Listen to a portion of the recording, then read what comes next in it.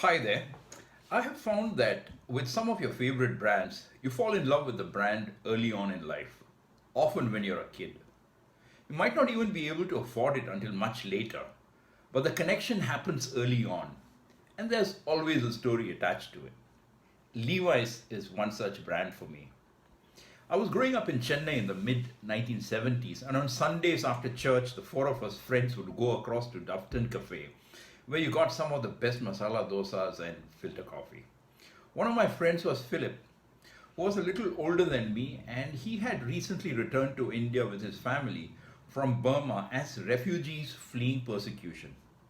His grandfather had gone to Burma in the late 1800s as a youngster to work with the railways during the British rule.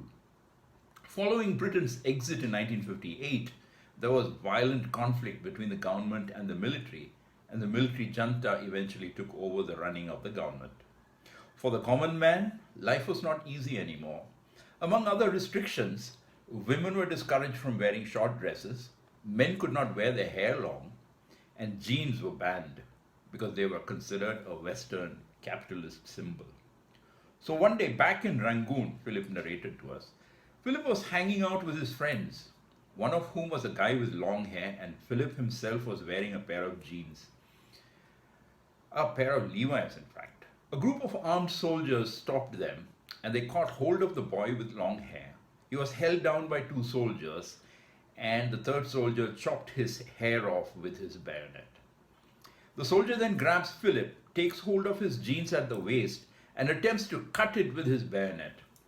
After several attempts, he gave up. He just couldn't cut the jeans. In frustration, the soldier just pushed him away and the boys ran back home.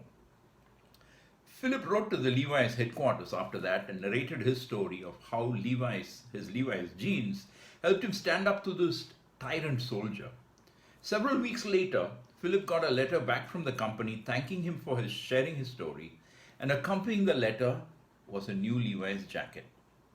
The story had such an impact on me that till today, when it comes to jeans, it has to be Levi's.